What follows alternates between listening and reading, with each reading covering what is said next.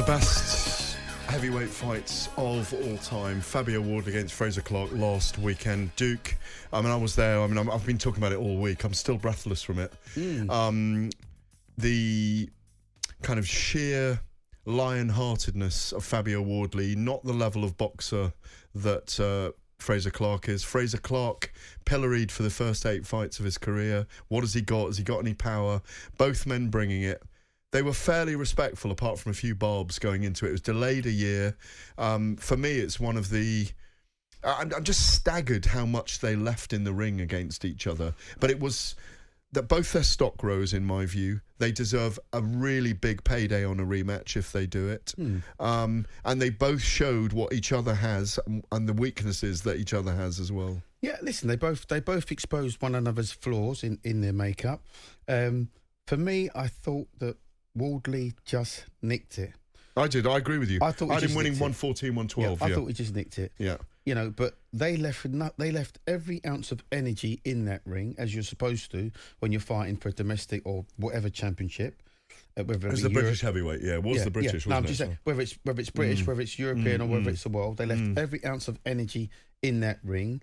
You know, they could barely stand the pair of them at the end of the fight. Well, if one had had that little bit to finish the other, they could have done, but neither of them had it. It would have been game over. Yeah. So when you look at it like that, that was great for entertainment. You know, the cut, you had the knockdown, you had a point deduction, had like every sort of facet going on in that relentless. Fight. There wasn't a pause. They didn't have a round off, either of them. Yeah. And when they were off, they were staggering, trying to find each other. They left every ounce of energy in that ring, and that's what you want to see particularly from heavyweights. Because let's get it right, heavyweights don't normally fight like that. No. So when you hear people like Spenny say it's one of the greatest heavyweight fights of all time, domestically, it's right up there. On domestic level, we're not talking about world level because these guys aren't world class, but we're talking about domestic level. It was a good, old-fashioned ding-dong, cuts, knockdown, point deduction. But on pure entertainment level. Yeah, they were going on for drama. Yeah, they that's what I'm saying. That's what created it all. The blood, the clarity you saw. You know, one getting wobbled and the other one coming back at him. It was seesawing, and there was ascendancy for one and ascendancy for the other. Sheer entertainment. And that's what you want to see. And those guys, let's get it right. If they do fight again, I hope that it's not, they won't have another draw, certainly, because somebody there'll be a winner. It might be the same fight all over again. Let's just hope not. I favour Frazer in the second fight for some reason. I would go with Wardley for them. I picked Wardley to win by late stoppage. Yeah. That was my pick. And why did you pick him winning? I mean, I had him on my card, 114, 112. There is an argument for Frazer as well, I think, because Barry Jones argued back with me this week, even that 115, 112 card, which I couldn't see, because with a 2-point deduction, that's 117, 112. Right. I didn't see that differential. You see, the only difference for me was, like I say, it seesawed either way, ebbed and flowed the whole way through. And the better boxer, the better all-round boxer... is Frazer. Yeah, by 100 miles. Exactly. Held his shape really nicely. Yeah. He was jabbing quite nicely. Lovely uppercuts. It wasn't enough. Yeah, but that was his only sort of calling card. Yeah. He couldn't back it up. Yeah. There was nothing else. It wasn't an uppercut and a hook and a cross. It was just single shots. Do you see what I mean? Yeah. It wasn't any combination punches. He fought at a frenetic pace, but maybe that's his pace. Where I think Wardley, on the other hand, once he gets his act together, because his defence, he didn't have a defence. He fought with his face quite a lot, and he was prepared just to try and walk through Clarke's his onslaught. You can't do that in heavyweight boxing. That's why he got rocked. Then he rocked the other guy back. It was like seesaw like that. But I think that with Wardley, once he gets his basic fundamentals right, gets his hands in place, works on his stamina, because he's clearly, the pair of them aren't fit enough. They're not. Oh, how can you say that, No, Duke? they're not fit enough, because if they were fit enough, they wouldn't have collapsed at the end of the fight. If you're fit enough, I've done 12 rounds before at a frenetic pace, still been able to stand, still been able to have a conversation. I can only look at those guys on my level of fitness, and I know it's different being at a flyweight and lightweight divisions. We're not carrying that sort of body mass or that body weight. I'm glad you're saying that as well. I understand that. Yeah. However, when you look at other heavyweights from yesteryear, their stamina levels were off the Richter scale. 15 rounds. 15 rounds. 27 rounds back in the 1910s. Listen, on a barge off Benicia in California. Exactly. Let's just look at the 15 round status. Bare knuckle, 27 rounds. Jesus Christ. Listen, that's when boxing was quite brutal. You could have done 27 rounds, though, couldn't you? You could have done 150 rounds. No, you were a machine. You were a machine. Come on, let's be honest about this. Do you know what I used to base my fitness on? Just doing the basic things well, which means going to bed at like 8 o'clock at night, 7 o'clock at night, 6 o'clock on a summer's day, getting up at 5 o'clock in the morning and going and doing my runs. I think those two are living the life, by the way. I don't think they're... No, I don't think Clarke they're playing at it. and Wardley. I don't think they're playing at it, but they haven't found that level of dedication yet because they're not at that level. Do you see what I mean? Do they belong...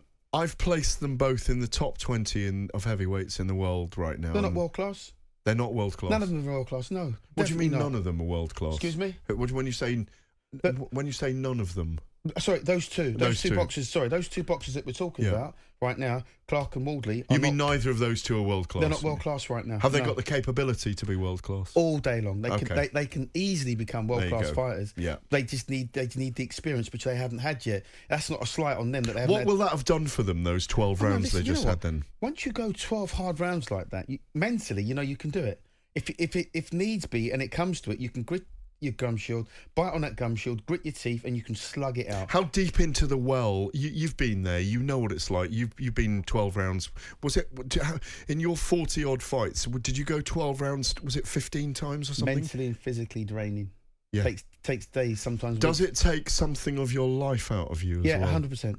100%. So even though in this kind of weird, diverse prism, their stock's risen. Yeah.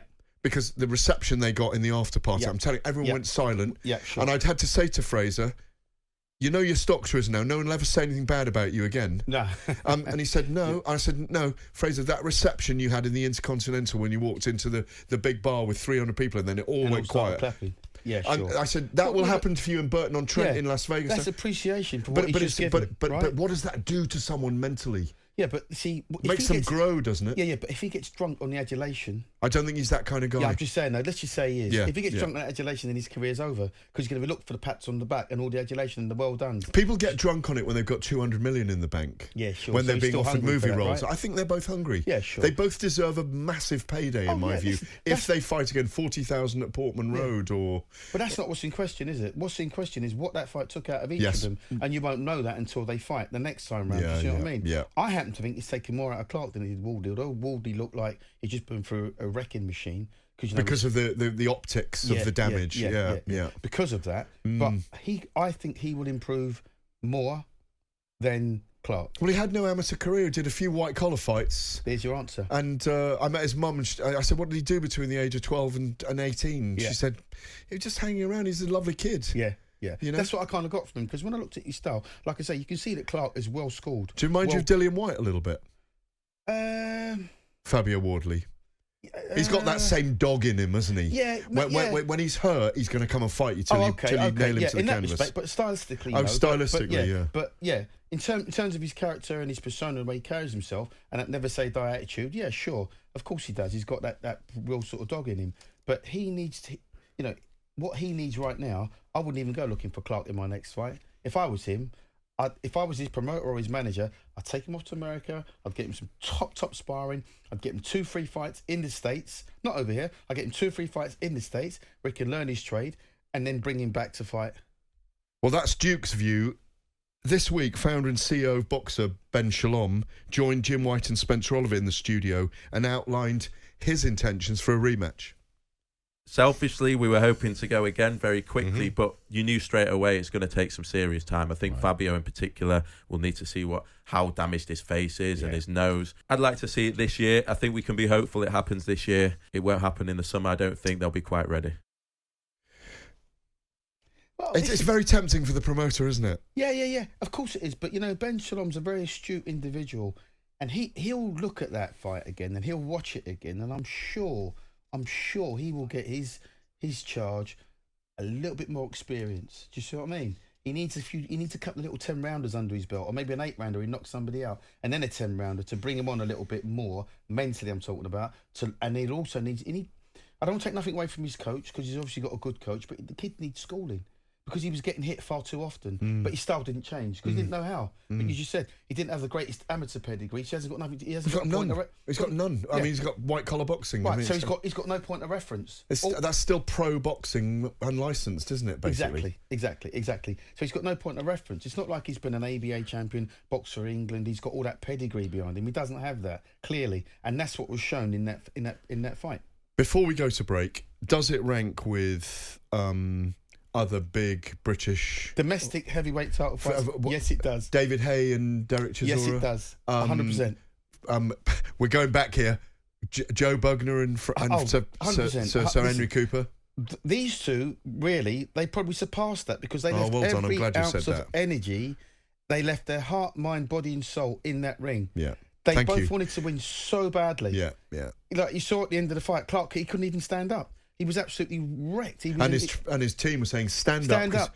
Well, you know, sometimes if you sit down or you go down, it's harder to get up. Your adrenaline levels just plummet. And you can't even... I've seen it before in many, many fights with other fighters that after fights, when they've left every ounce of energy in that ring, they can't even move. You know? Your views on boxing are always, and this is what I'm recalling now, they're always incredibly strong, very honest. And I'm really glad to hear that from you, because you're highly critical, but in a very kind of intellectual way about it. But you've just said some. No, but you don't. No, but you're not. Oh, okay. I know you don't need to be because you're Duke McKenzie MBE. Oh, okay. And what you said just there, though, for me, says it all.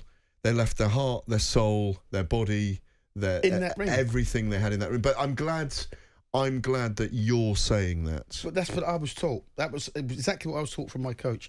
If you're going to train for 8, 10, 12, 15 weeks for a fight, whether it be domestic, British, European or world level, you've got to be prepared to leave every ounce of energy in that ring. What's the point of coming out of that ring saying, I could have done more, or I should have done more, or I should have done this, or I should have done that? That's your opportunity to do this or that. So you've got to get in there and do it. So when you do come out, there's no questions to be asked.